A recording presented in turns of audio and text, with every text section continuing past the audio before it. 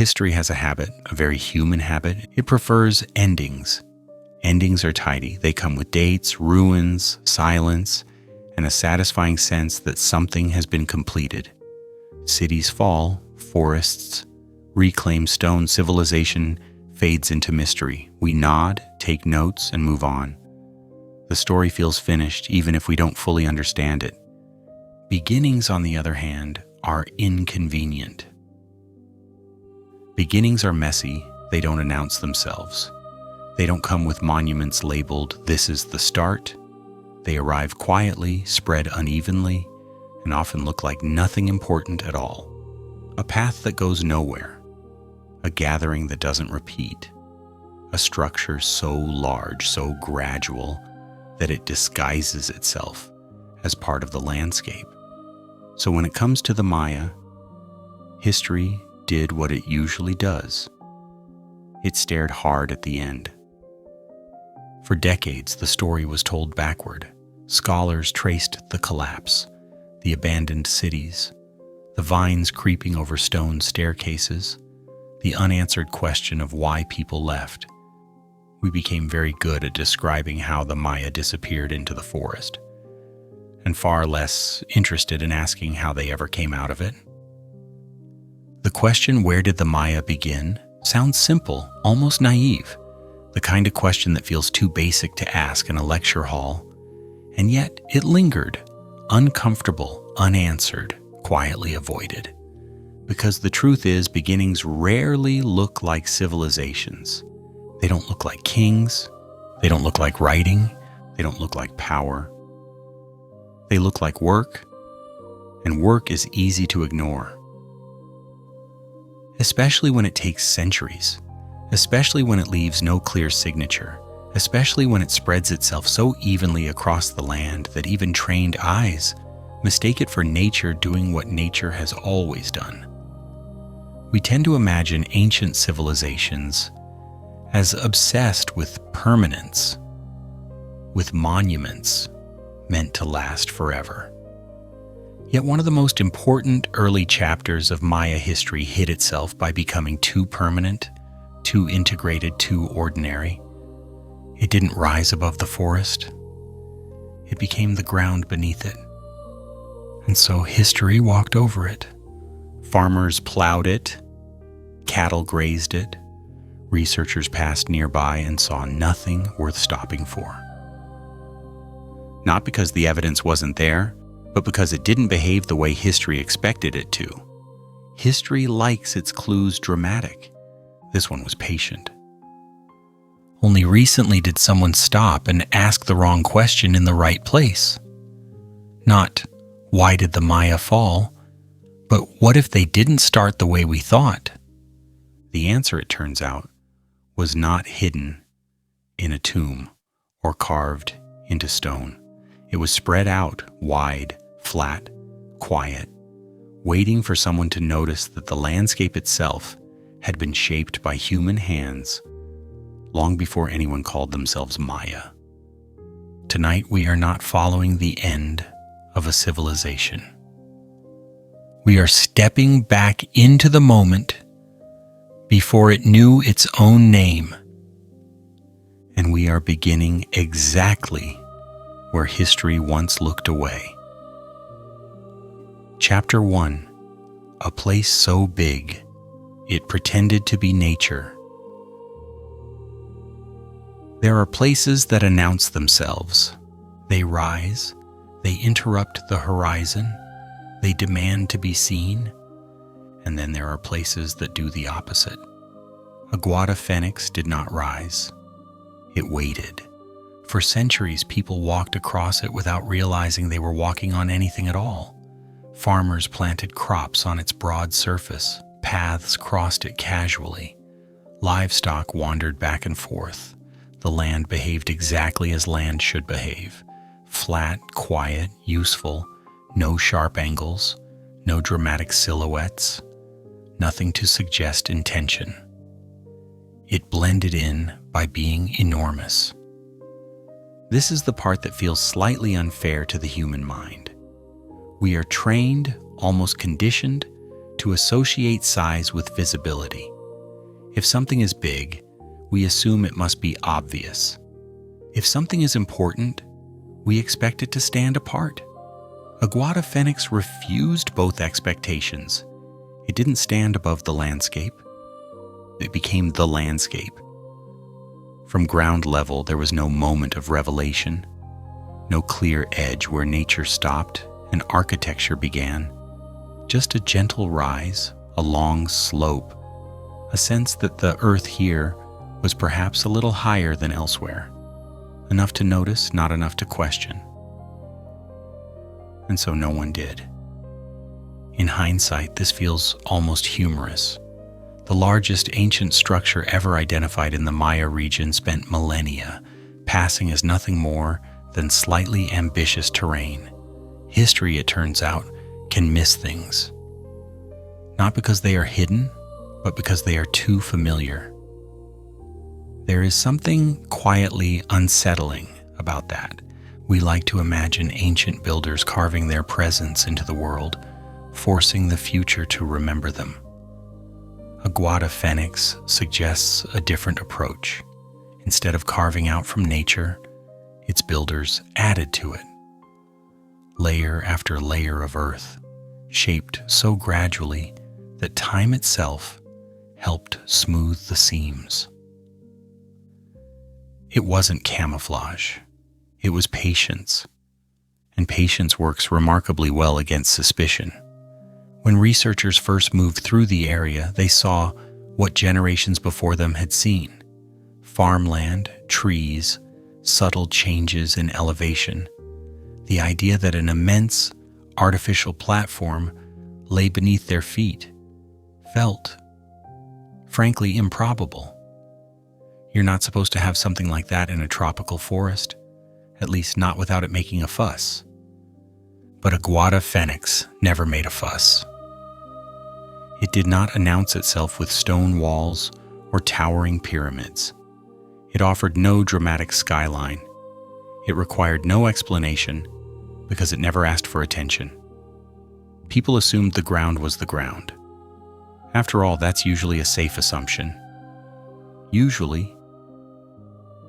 The irony is that the structure was not hidden by secrecy or loss of knowledge. It was hidden by usefulness. Once its ceremonial purpose faded, the platform continued to function perfectly well as land. Good land. Stable land. Land that did not collapse or erode in any alarming way. In other words, land that did its job. And so it remained. This raises an uncomfortable question, one that lingers quietly beneath the story. How many other things have we mistaken for nature simply because they behaved too well to attract curiosity? How many human efforts have dissolved so completely into their surroundings that we stopped recognizing them as efforts at all? Aguada Phoenix suggests that invisibility is not always the result of decay. Sometimes it is the result of success. The builders shaped Earth in such a controlled, consistent manner that the platform aged gracefully. It did not crack. It did not tilt. It did not demand repairs that might have drawn attention. It stayed flat. It stayed broad. It stayed quiet. In a way, it mastered the art of being overlooked. There is a faintly amusing lesson buried here, one that history does not often teach directly. If you want to avoid suspicion, don't make yourself small. Make yourself vast. Spread yourself thin. Become so normal that questioning you feels unnecessary. Eventually, someone will stand at the edge of it and feel a strange discomfort they can't quite name. A sense that the land is too even, too deliberate, too calm. But until then, the place remains what it has always pretended to be. Just ground. And that, perhaps, is the most unsettling part of all. Chapter 2. The Machine That Could See Through Trees. For a very long time, the forest was convincing. Not dramatic, not hostile, just convincing enough to be believed. Thick canopies swallowed light. Roots stitched themselves over old ground. Leaves fell, rotted, and fell again. From above, everything looked green. From below, everything felt ordinary. Whatever lay beneath had learned the oldest survival trick of all: remain quiet long enough, and people will stop asking questions. Then LiDAR arrived, not as a revelation, not with fanfare, but as a tool, cold, patient, and deeply uninterested in appearances. LiDAR does not care about legends. It does not admire ruins. It does not respect assumptions. It sends pulses of light from the sky, thousands per second, and waits to see what comes back. Most of those pulses hit leaves. Some hit branches. A few slip through gaps so small no human eye would bother with them. And those few are enough. What returned from the forest floor was not a story, but a shape. Straight lines, right angles, ratios that made no sense if the land had truly been left alone. For the first time, researchers were not walking through the landscape. They were looking at it, stripped of trees, stripped of illusion, reduced to geometry. And geometry is an unforgiving language. It does not negotiate. It does not improvise. Nature curves. Nature wanders. Nature rarely commits to rectangles of that scale. This was the moment the ground betrayed itself. On the LiDAR maps, the forest vanished, and something else appeared in its place, a massive, raised form with edges too regular to excuse, too symmetrical to ignore.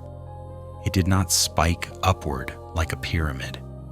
It stretched outward calmly, confidently, as if it had never doubted that someone would eventually notice. From the air, it was undeniable. From the ground, it had been invisible. This contrast is unsettling in a quiet way. It forces an uncomfortable realization. The past did not disappear. We simply lacked the equipment to recognize it. For decades, centuries even, archaeologists worked under the assumption that if something monumental existed, it would announce itself. Stone would rise, structures would stand apart, evidence would be vertical. But Aguada Phoenix was horizontal. It did not rise to meet the eye. It waited for the eye to change. LiDAR did not uncover history. It corrected vision. This distinction matters more than it seems. Technology did not rewrite the past. It did not invent a civilization where none existed. It simply removed the filter that had been quietly distorting our view. The forest had acted as a mask, and LiDAR lifted it without ceremony. Suddenly the question was no longer, is there something here? It became, how did we miss something this large? The answer, inconvenient as it is, has very little to do with intelligence and everything to do with expectation. Humans are excellent at seeing what they are prepared to see. We recognize pyramids because we expect pyramids. We spot walls because walls behave like walls. A structure that behaves like land, however, falls into a blind spot. LiDAR thrives in that blind spot. It ignores texture and color. It does not care if the surface is green, brown, cultivated, or wild. It measures distance, height, angle, pattern. And once those measurements were assembled, the illusion collapsed quietly. What looked like rolling terrain was revealed as intention. What felt natural was shown to be designed. What seemed accidental resolved into proportion. There is a faint irony here, almost gentle in its humor. For years, scholars debated why early Maya societies appeared to lack monumental architecture. The answer, it turns out, was not that they didn't build big, It was that they built so broadly, so evenly, that monumentality disguised itself as geography. LiDAR did not expose a secret because the secret was hidden. It exposed a secret because it was obvious in the wrong way. This changes how we think about discovery. It suggests that history is not always buried deeper, it is sometimes spread wider, and that the limits of knowledge are often less about missing data than mismatched tools. The people who built Aguada Phoenix were never invisible. Their work was never erased. It was simply misunderstood, resting in plain sight beneath the assumption that land is just land. LiDAR offered a new pair of eyes, nothing more. But that was enough. Not because the past had changed, but because we finally learned how to look without expecting it to perform.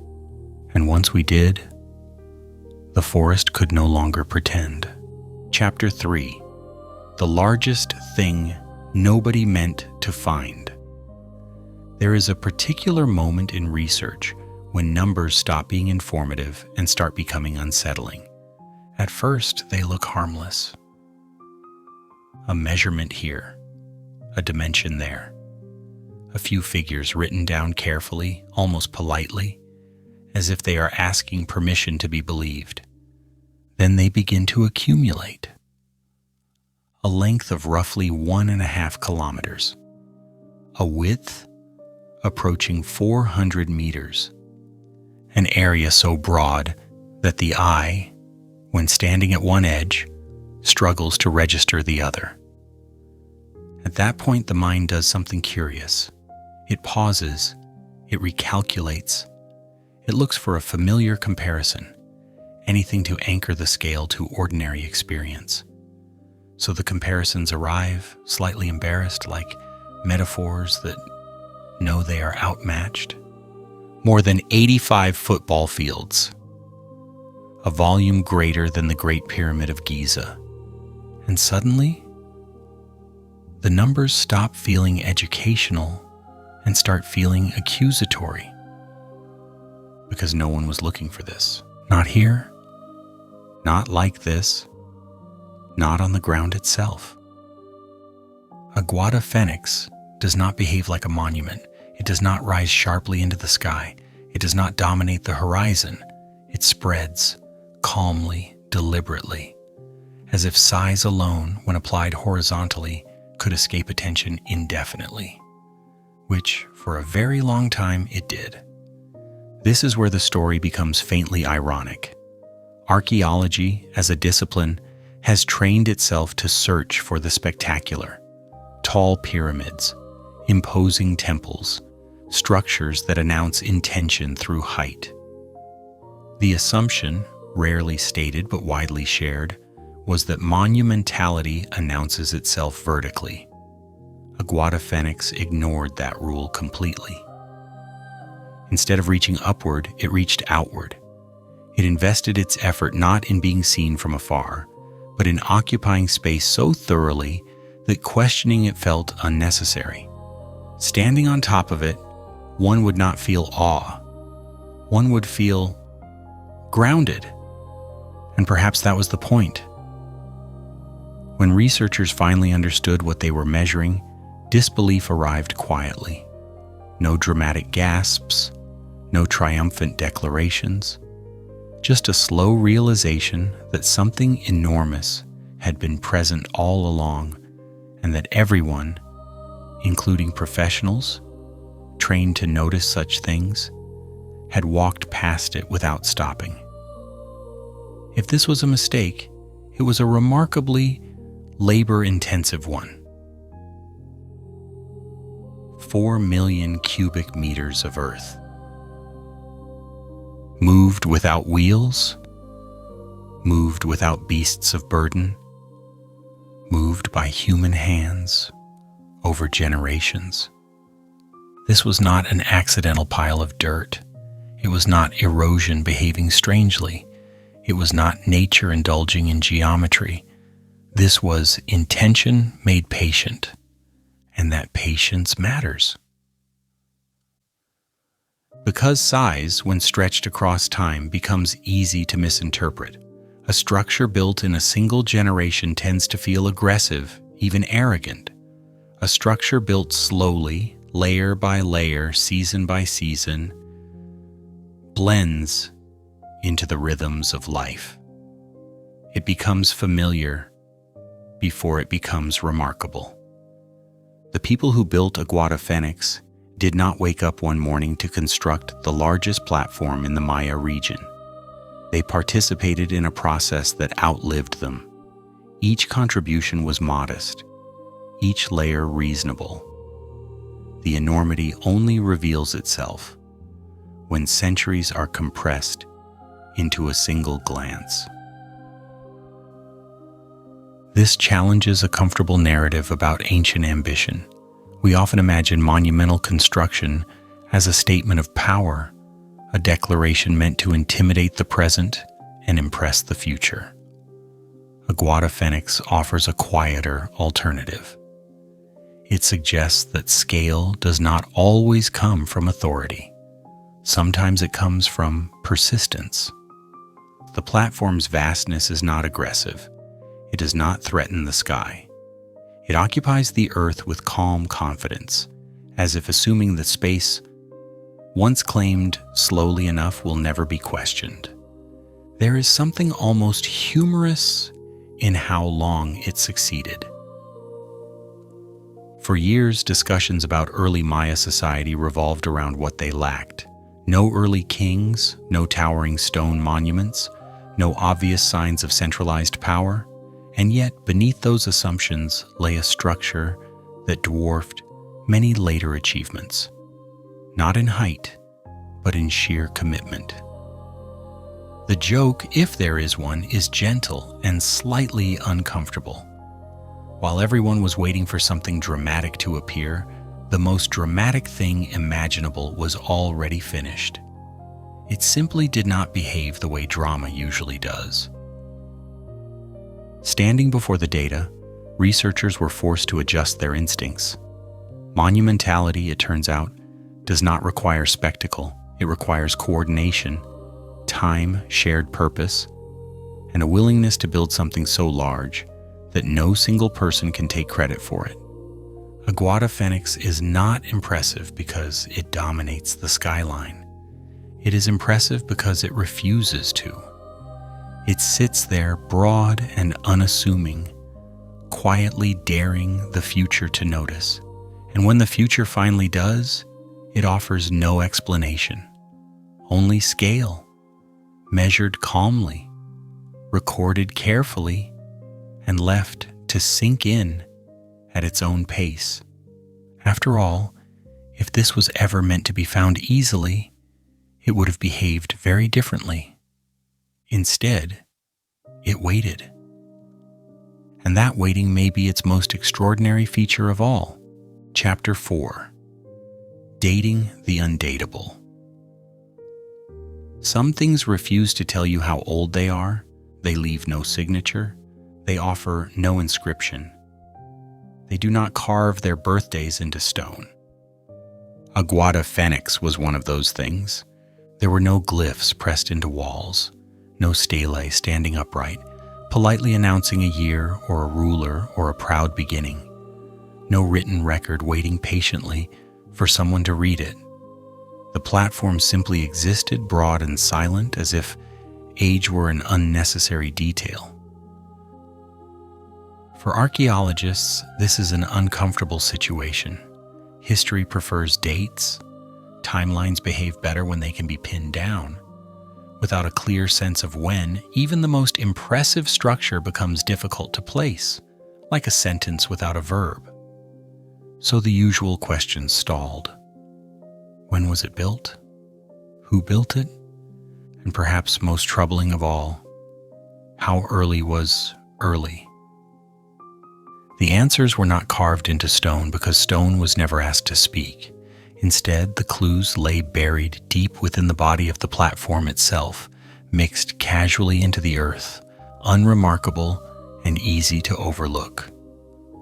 Charcoal, burned fragments of organic material, the quiet leftovers of fire, crushed into soil and sealed beneath layers of human effort.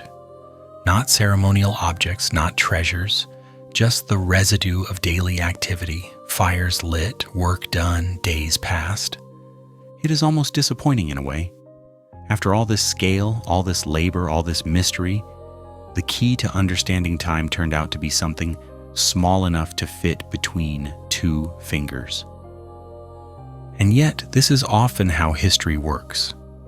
Charcoal has a peculiar advantage. It remembers. Within its structure, radioactive carbon decays at a steady, predictable pace. Measure what remains, and time, otherwise invisible, reveals itself reluctantly. When samples from deep inside a Guada Phoenix were analyzed, the results arrived without drama. No sudden revelations, no cinematic pause, just numbers, calm and precise. And those numbers were unsettling. Construction began around 1100 BCE. It continued in phases until roughly 800 BCE. Quietly, gently, the entire timeline shifted. This was not a minor adjustment. It was not a matter of a few decades or even a century. These dates pushed the existence of large-scale construction in the Maya region far earlier than most long-held assumptions allowed. For years, the dominant idea had been reassuringly orderly. Small villages first, gradual development, increasing complexity, and only later, much later, monumental architecture. Civilization, we were told, grew politely, step by step. A Guada Phoenix did not follow that script. It appeared early, it appeared large, and it appeared before many of the features we like to use as markers of civilization were fully in place. The shock, if it can be called that, was subtle. It did not overturn the table. It simply slid it several centuries backward and waited to see if anyone would notice. There is something almost poetic about this reversal. A civilization long defined by its sophisticated calendars and intricate timekeeping had its origins revealed, not through writing, but through the remnants of ordinary fire. The beginning of a complex society dated by the ashes of daily life. No proclamations, no declarations of intent, just evidence. And that evidence forced a reconsideration of what comes first. Did organized society enable monumental construction? Or did monumental construction force people to organize themselves? The dates offered no opinion. They simply existed, stubborn and precise, leaving interpretation to those who had to adjust their theories accordingly. What became clear was this: a Guada Phoenix was not the result of a mature civilization expressing itself. It was part of the process that created one. A long experiment in cooperation, repeated over generations, before anyone thought to write about it. All of this revealed by charcoal, a substance usually associated with what has already burned away.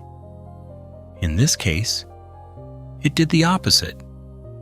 It preserved the moment when something was just beginning. A small fragment quietly altering centuries of certainty. One might say it gently corrected history. Or more accurately, history corrected itself. Once it finally listened to the smallest voice in the ground. Chapter 5. 200 Years of Carrying Dirt. If there had been an ancient version of a marathon, this would not have been it. Marathons end, this did not. For nearly 200 years, a Guada Phoenix grew the slowest way possible. There were no wheels rolling into place, no animals harnessed to lighten the load, no clever shortcuts waiting to be discovered. There was only soil, hands, and time, applied again and again until effort became landscape. It is tempting to imagine ancient construction as a series of dramatic moments, a command given, a workforce assembled, a monument rising quickly into view. Aguada Phoenix refuses that image. Nothing about it suggests urgency. Nothing about it implies spectacle. Its scale emerged not from intensity, but from repetition. A basket filled, a load carried, earth poured, and then done again, day after day, season after season, generation after generation. The numbers are calm, but they linger. Roughly 4 million cubic meters of earth had to be moved. When calculated carefully, that effort translates into millions of workdays, somewhere between 10 and 13 million, spread across nearly 2 centuries. No single person ever saw the beginning and the end. No one stood back and admired the finished form. For most participants, the project existed only as a task, a place, a routine. That is what makes it unsettling, in a quiet way. We often attribute large ancient constructions to power, kings, elites, centralized authority forcing labor into motion, but at Aguada Phoenix, there is no clear evidence of such figures directing the work. No palaces nearby, no royal tombs, no symbols of command towering above the rest, just people showing up and doing what needed to be done, which raises an uncomfortable possibility. Perhaps no one was forced. Without carts or animals, every load of soil had to be lifted by a human body. The weight was felt. The distance was known. The effort was personal. And yet the work continued. Not in a frantic burst, but in a steady rhythm that suggests something closer to obligation than coercion. Or perhaps something closer to habit. It is easy to underestimate what habit can build. The earth used to construct Aguada Phoenix was taken from nearby pits, leaving subtle scars around the platform, small absences that fed a much larger presence. The soil moved only short distances, but it moved consistently. A little here, a little there. Over time, the accumulation became undeniable. What looks monumental now likely felt modest then. No one woke up one morning intending to move millions of cubic meters of dirt. They moved what they could. They returned when it was time.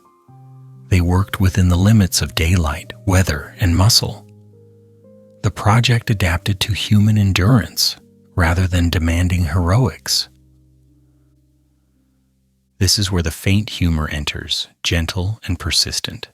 If you wanted to design a system that avoided exhaustion, avoided rebellion, avoided collapse, this would be it. No sprint, no finish line, just a task that folded itself into life so thoroughly that it became normal. If there was an ancient marathon here, it did not require cheering crowds or dramatic starts. It required patience and a remarkable tolerance for continuity. And continuity, as it turns out, is a form of strength. The platform did not rise quickly, but it never stopped rising. Each layer sealed the previous one. Each generation added what it could, trusting that the work mattered even if its purpose was not fully visible. That trust is difficult to manufacture through authority alone. It suggests shared understanding rather than imposed command. Perhaps people came for ceremonies. Perhaps they came for seasons. Perhaps they came because others were coming too. Whatever the reason, the effect was the same. Cooperation persisted long enough to become structure. This reframes how we think about collective effort in the ancient world. Strength here is not measured in the weight one person can lift, but in the willingness of many people to lift manageable weight repeatedly. It is not dramatic power, but quiet reliability. Aguada Phoenix stands, or rather, lies, as evidence of that principle. It is not a monument to force, it is a monument to showing up. There is something almost modern about this realization, which makes it slightly uncomfortable. We tend to place ancient societies safely at a distance, imagining them driven by impulses unfamiliar to us.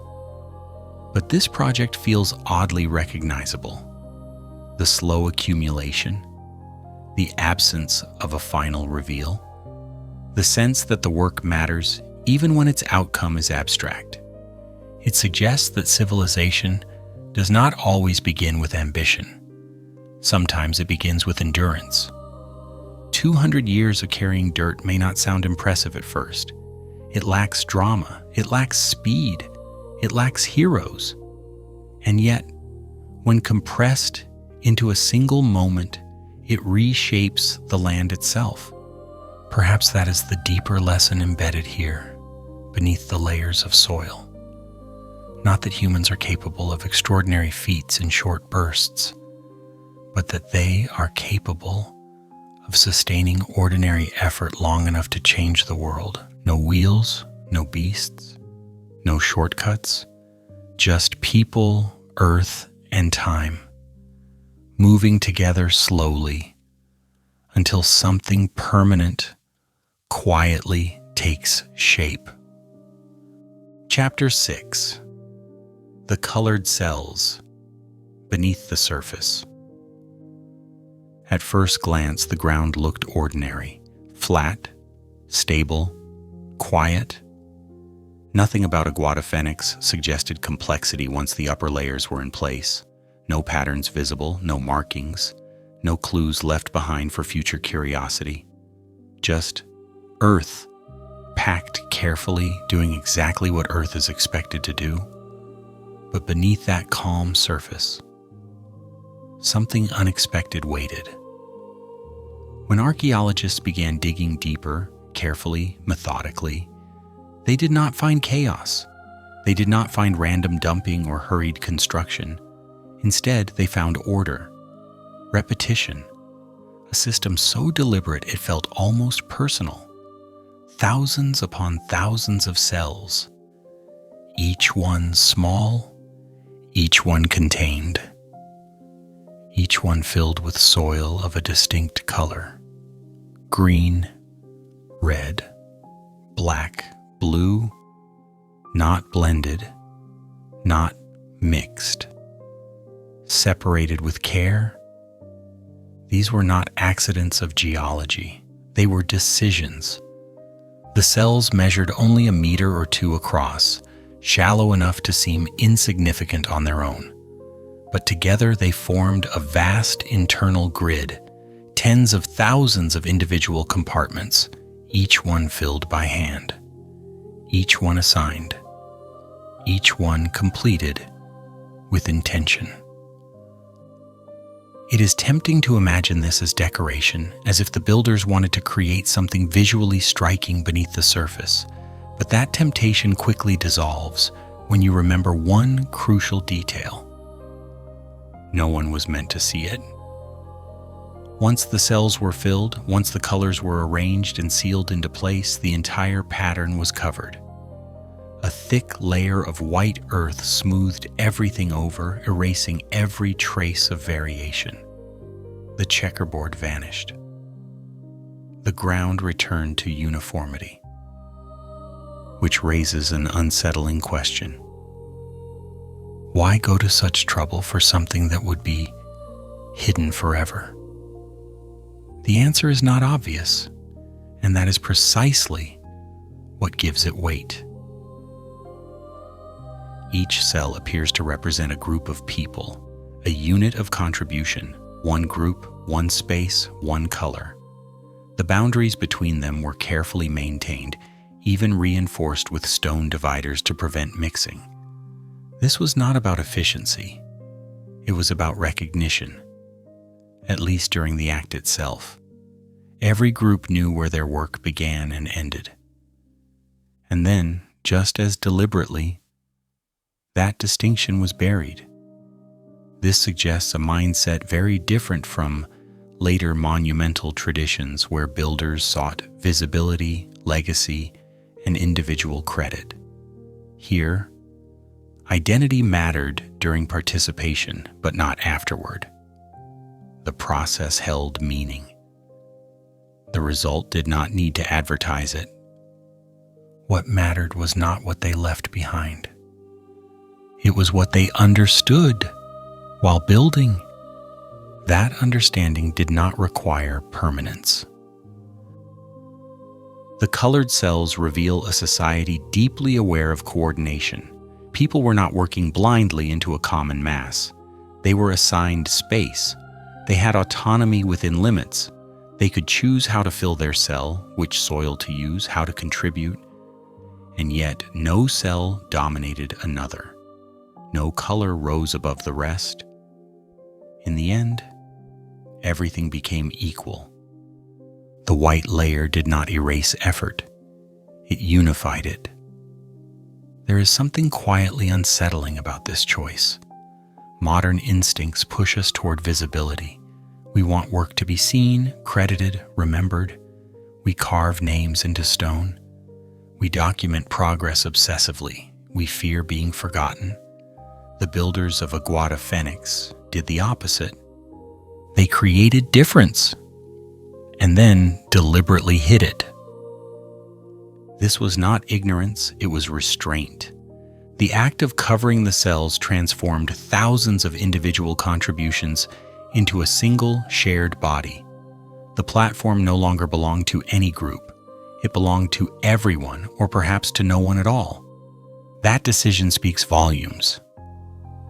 It suggests that the meaning of the structure did not lie in its final appearance, but in the shared knowledge that went into making it. Knowledge of cooperation, knowledge of boundaries, knowledge of how to act together without needing to leave permanent proof. Once that knowledge was established, the colors no longer mattered. There is a faint chill in realizing this. These people invested enormous effort into something they did not intend to display.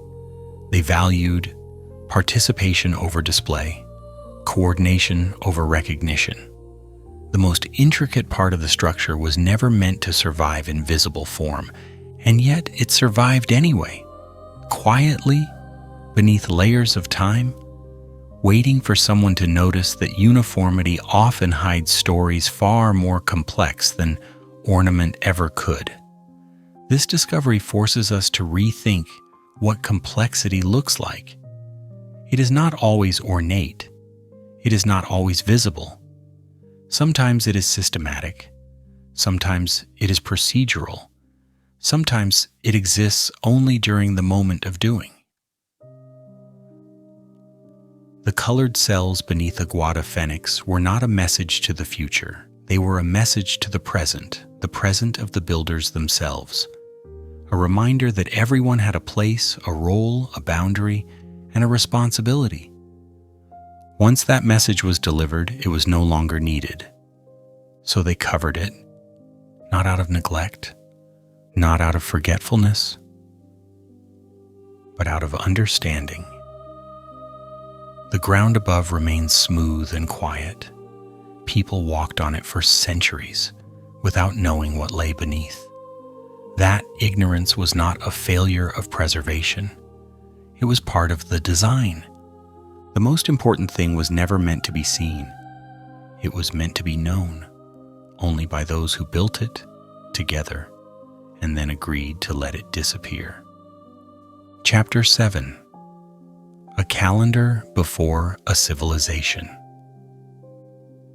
Before names settled into place, before identities hardened into something recognizable, there was already a rhythm, not a belief, not a doctrine, just a pattern in the sky that returned often enough to be trusted. At Aguada Phoenix, this rhythm took shape quietly, not in writing, not in stone inscriptions meant to impress, but in alignment, in the careful placement of earth and mounds arranged to notice something simple and unavoidable. The sun moves, and it does so reliably. The arrangement discovered here is known today as an E group, a configuration that allows observers to track where the sun rises across the horizon throughout the year. From one position, the shifting points of sunrise can be measured, marked, remembered. No numbers carved, no words required. Just repeated observation, season after season. This was not about prediction in the dramatic sense. It was about recognition. If the sun rises here today, then something is about to change. If it rises there, then it is time to prepare. If it reaches that point again, then the cycle has completed itself. What matters is not precision for its own sake, but consistency. And consistency is the foundation of planning. Long before the Maya became known for complex calendars, there was already an understanding that time could be divided, counted, and returned to. The 260-day cycle, so central later on, appears here not as an abstract system, but as a lived pattern, a way of organizing effort around planting, harvesting, gathering, and resting. This was time as a tool. Agriculture does not wait for inspiration. It responds to seasons. Miss the window, and the land reminds you. Arrive too early, and the ground refuses to cooperate.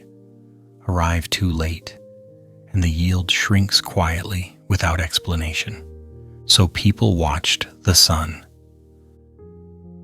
They did not worship it here. They measured it.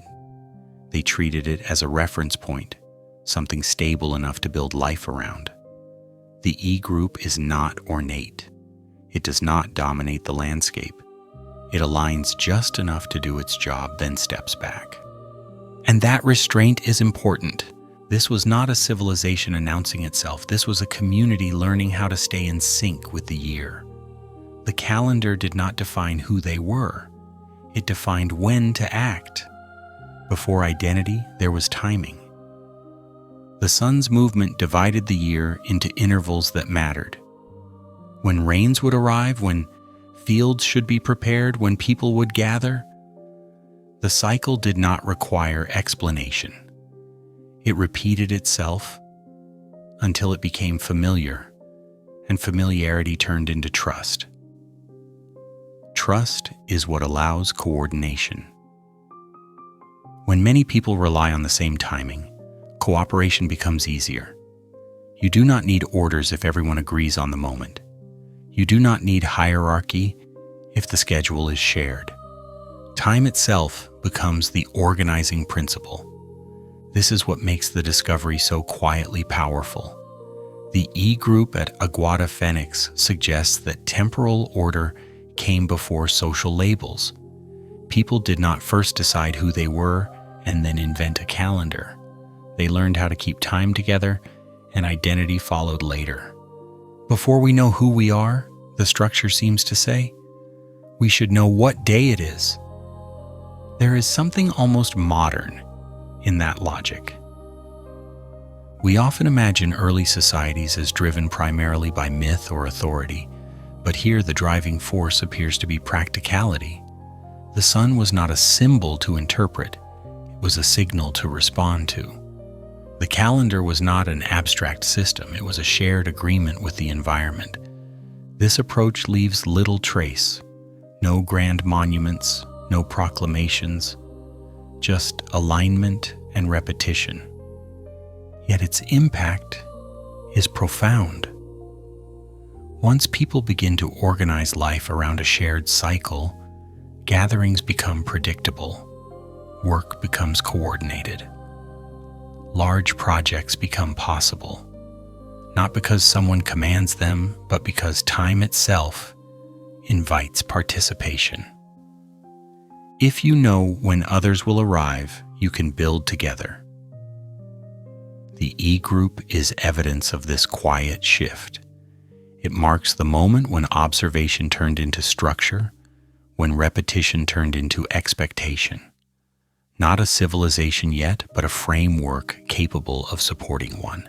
And perhaps that is why it feels unsettling in retrospect. We want civilizations to begin with declarations, with leaders, with defining moments. Aguada Phoenix suggests something far less dramatic. It suggests that civilization begins when people agree to look at the same thing at the same time, often enough that it shapes how they live. The calendar did not demand loyalty. It did not ask for belief. It only required attention. And attention, sustained over generations, proved sufficient. By the time names emerged and identities formed, the rhythm was already in place. The days had been counted long before anyone thought to write them down. The sun rose. People noticed. Life adjusted. That was enough. A calendar existed before a civilization knew what to call itself. And in that quiet order of days, the groundwork for everything that followed was already being laid, one sunrise at a time. Chapter 8. People who came but didn't stay. Aguada Phoenix was never meant to be lived in. That realization arrives slowly, the way many uncomfortable truths do, without drama, without a single decisive clue. There are no dense neighborhoods here, no tight clusters of houses, no evidence of daily domestic life repeating year after year in the same place. No city breathing through generations. And yet people were here.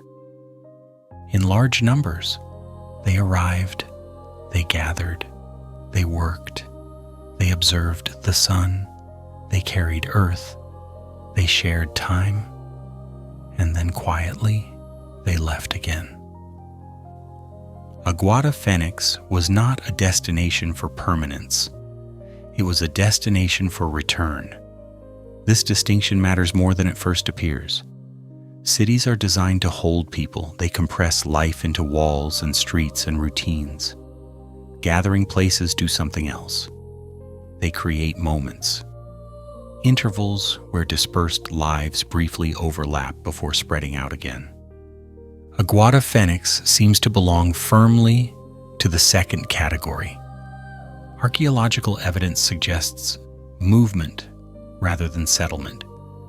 People likely came from different regions, following seasonal rhythms rather than permanent residence.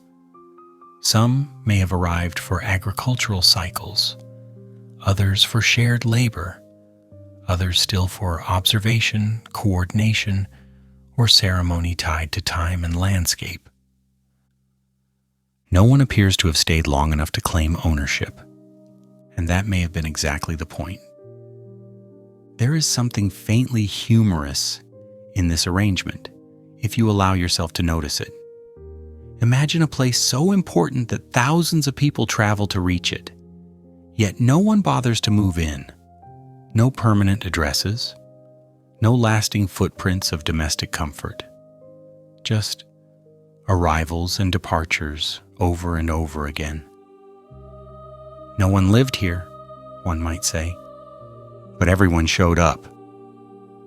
The platform itself supports this idea. Its vast open space is ideal for gathering large groups. Its ramps allow easy access. Its layout invites movement rather than enclosure. This is not architecture designed to confine. It is architecture designed to accommodate flow. People came when the timing was right. They likely arrived knowing others would be there too. Shared calendars, shared cycles, shared expectations made coordination possible without centralized control. You didn't need to summon people if everyone already knew when to come. Time did the inviting. Some participants may have been highly mobile, moving across regions with the seasons. Others may have returned repeatedly year after year, becoming familiar faces without ever becoming residents. Specialists, those skilled in observation, organization, or coordination, may have stayed slightly longer but not long enough to turn the place into a town. This pattern creates a subtle but powerful social dynamic. When no one owns the space, no one dominates it. Authority becomes temporary. Influence becomes situational.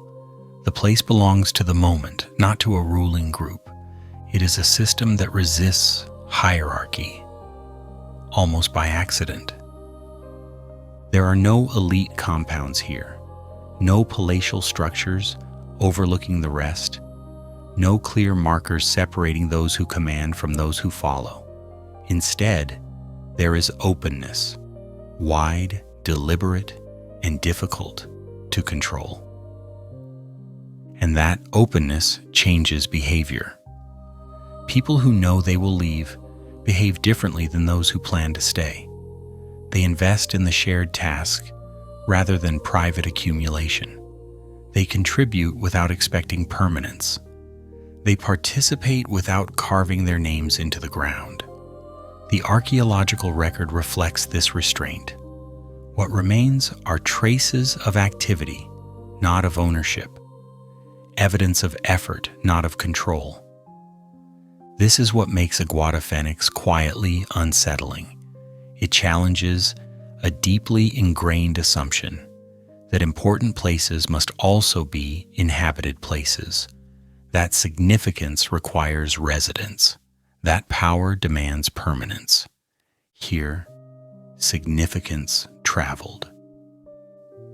People came, did what needed to be done, and returned to their own regions carrying something less tangible than goods or monuments. They carried shared knowledge of timing, coordination, cooperation. They carried experience, and that experience did not stay put. In this sense, Aguada Phoenix functioned less like a city and more like a node, a meeting point in a network that extended far beyond its physical boundaries. Ideas moved through it. Practices passed through it. People crossed paths, exchanged rhythms, and then dispersed again.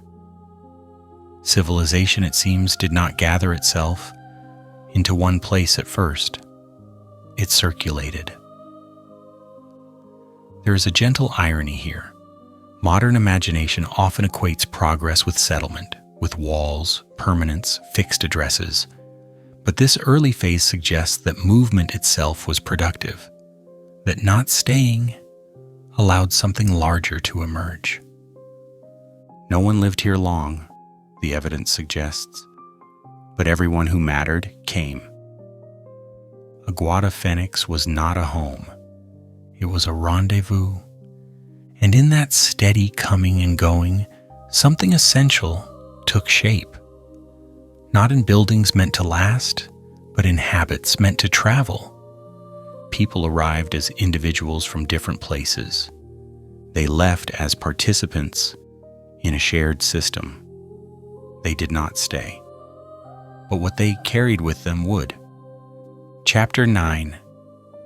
No kings, no thrones, just work. At some point in every discussion about ancient monuments, an assumption quietly takes over. There must have been a ruler, a king, a council. Someone standing above the rest, pointing, commanding, deciding who worked and who did not. Monumental scale, we are told, requires monumental authority. People do not move mountains unless someone powerful tells them to. Aguada Phoenix complicates that story. Because here the usual signs are missing.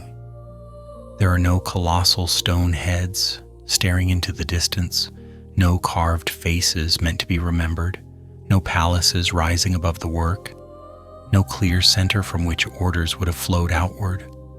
Compared to the nearby Olmec world, where rulers were immortalized in massive stone portraits, this absence is striking, almost suspicious. The Olmec left no doubt about who mattered. Their leaders were carved in basalt, hauled across long distances, and placed where everyone could see them. Power had a face. Authority had weight. The social hierarchy was unmistakable. Aguada Phoenix offers something else entirely. Here, the most complete stone sculpture discovered is not a ruler at all. It is an animal, a white-lipped peccary, rendered with quiet attention, naturalistic rather than grand. No crown, no symbols of command, just a creature that belonged to the landscape as much as the people did. This choice is telling. It suggests a society uninterested in placing human authority above everything else, or perhaps a society that had not yet decided to do so. The emphasis is not on who led, but on what was done. And what was done was immense. The platform did not build itself. Millions of cubic meters of earth do not move through good intentions alone. Work was required, sustained, coordinated, and repeated over generations. Yet the archaeological record offers no evidence of coercion on a scale that would explain it through force alone. No fortified elite zones, no displays of dominance, no architecture screaming command. Instead, there is structure without hierarchy. This is where the irony deepens. Aguada Phoenix demonstrates organization without obvious rulers, coordination without visible kings, and monumental achievement without the usual symbols of power. It forces us to consider a possibility that makes many historians uncomfortable. What if no one was in charge? Or at least not in the way we expect. Work still happened. People still arrived on time. Tasks were still divided. Standards were maintained. Boundaries respected. The project advanced steadily, not chaotically. This suggests leadership of a different kind. Distributed, temporary, situational. Authority that emerged from function rather than title. Someone knew when to dig. Someone knew where to place earth. Someone understood alignment, timing, and sequence. But no one seems to have claimed ownership of the whole. This model does not leave behind statues. It does not carve names into stone. It does not produce monuments to individual ambition. It produces something quieter, and in some ways more unsettling. It produces results. There is a faint, dry humor in recognizing this. The largest construction in the early Maya region appears to have been built without the trappings we associate with power. No thrones, no crowns, just an agreement, implicit or explicit, that the work mattered.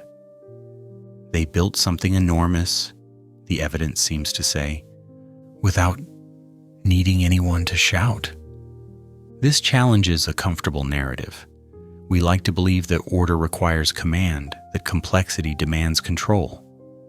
Aguada Phoenix suggests another route, shared purpose sustained, long enough to become structure.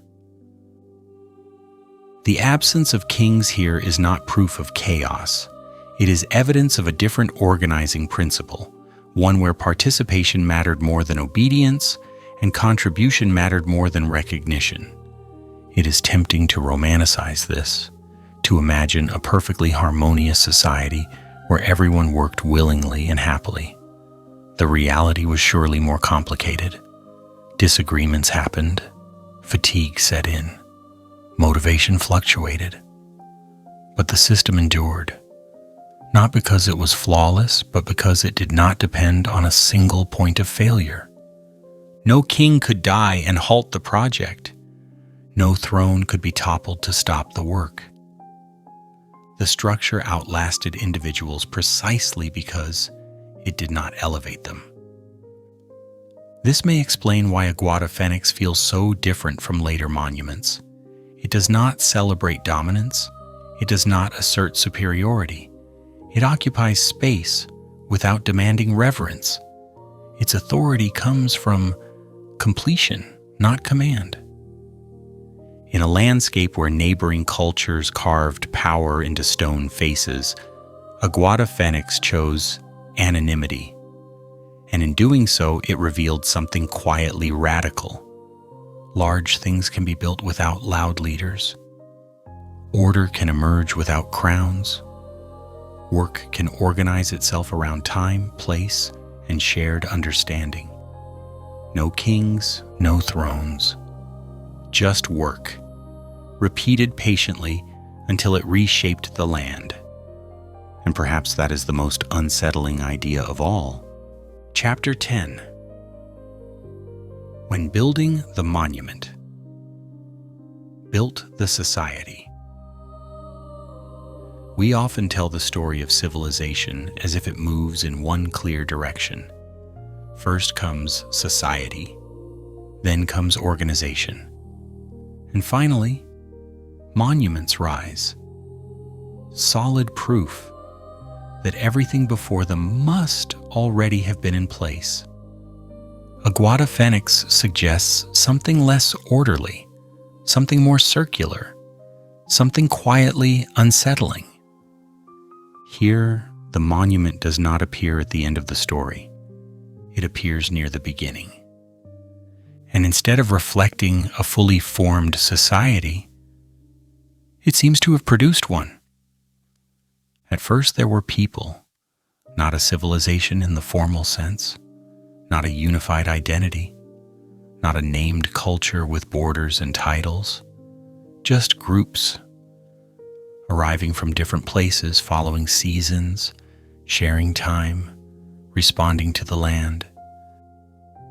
Then came a task.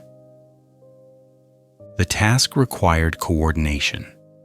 Coordination required timing. Timing required agreement. Slowly, almost without announcement, organization emerged, not because anyone declared it necessary, but because the work demanded it. You cannot move Earth on that scale without deciding who does what, when, and where. You cannot align structures with the sun without shared attention. You cannot return year after year without recognizing patterns. The act of building forced structure into existence. Roles formed, routines stabilized, expectations became predictable. Not because a society had matured enough to build, but because building itself matured the society. This reverses a deeply comfortable assumption. We like to imagine that people must first agree on who they are before they can work together at scale. Aguada Phoenix suggests the opposite. Cooperation may come first. Identity may follow. People did not need to call themselves Maya to show up. They did not need a shared name to share effort.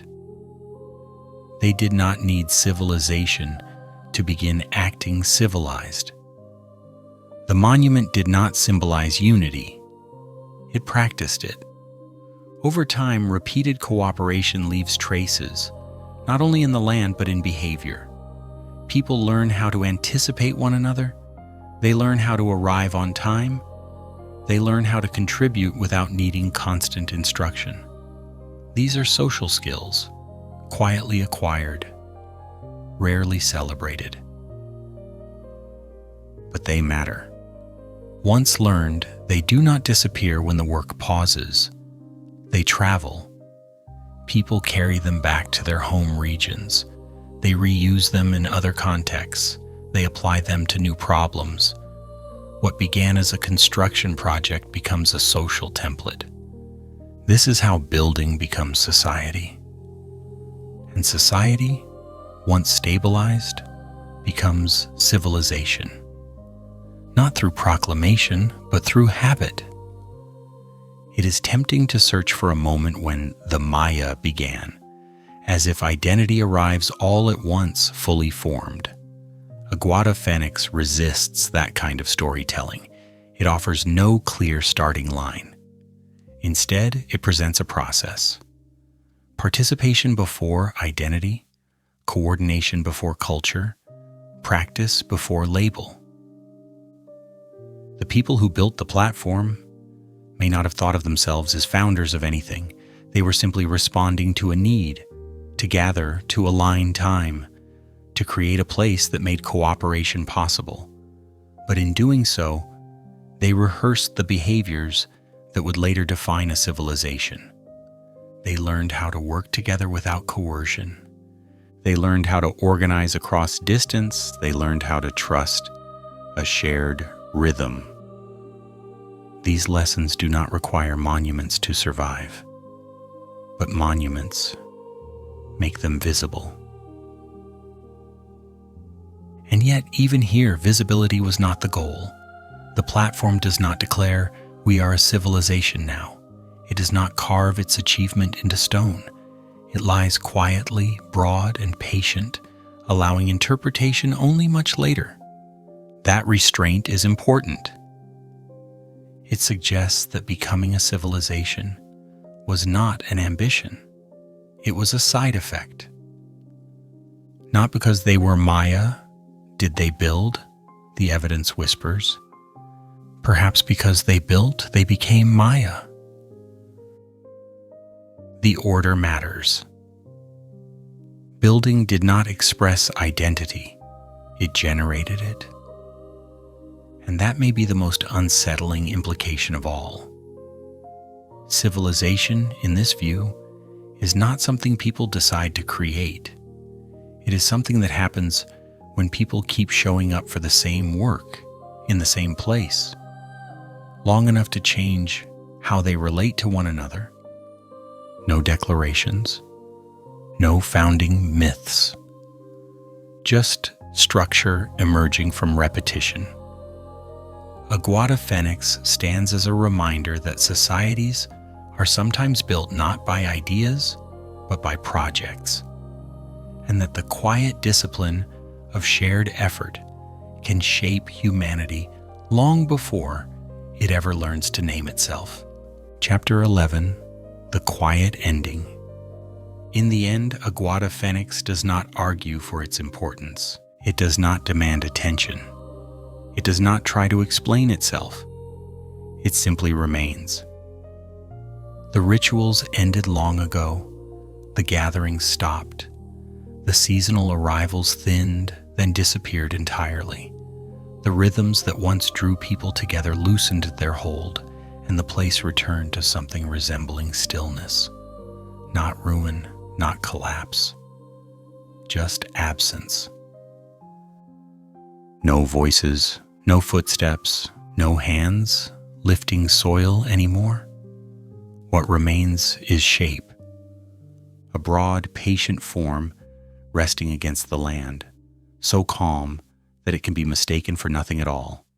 The platform does not announce loss. It does not mourn its own quiet. It allows time to move on without protest. This is not the dramatic ending we usually expect from ancient stories. There are no flames, no final battles, no last inscriptions carved in haste. Aguada Phoenix does not end with destruction. It ends with disuse. And that somehow feels more unsettling, because disuse implies completion. It suggests that whatever needed to happen here had already happened. The place did its work, taught its lessons, shaped its people, and then stepped aside. Civilizations often imagine themselves as permanent. They build upward, carve deeper, speak louder, hoping to fix their presence in time. Aguada Phoenix chose another path. It blended back into the landscape, confident enough not to insist on remembrance. The forest moved in. Soil softened edges. Human attention drifted elsewhere. Life continued, just not here. And yet, the shape did not vanish. That may be the most important detail of all. The platform remained because it had been built carefully, patiently, without haste. It endured not through grandeur, but through restraint. The same qualities that allowed people to work together without kings or thrones allowed the structure to age without collapsing into spectacle. In its quiet persistence, Aguada Phoenix offers a different lesson about endings. Not all endings are failures. Not all silence is loss. Sometimes silence is simply what follows completion. The people who built this place did not leave behind a dynasty. They did not leave behind a ruling class or a permanent capital. What they left was subtler, a method, a memory of how to cooperate, a way of organizing effort that could travel elsewhere and take new forms. Those things do not stay in one place. They move. So when the last gathering ended and the ground settled into stillness, the story did not stop. It just changed location. The habits learned here, timing, coordination, shared labor, continued to circulate, shaping communities that no longer needed this particular platform. Aguada Phoenix became unnecessary. And that is a quiet success. There are civilizations that begin with kings and end with ruins, and then there are those that begin without rulers at all, forming slowly through shared effort and ending not with collapse, but with dispersal. This place belongs to the second kind. It did not begin with crowns. It did not end with fire. It began with people lifting soil together season after season, trusting that the work mattered even if its meaning was not fully clear. When the work was done, they left. What remained was not a message, but a form, broad, silent, and indifferent to recognition. A reminder that some of the most enduring human achievements are not those that demand to be remembered, but those that quietly shape the world and then let go. And perhaps that is the most fitting ending of all, one that does not close the story loudly, but allows it to fade gently back into the ground from which it first began.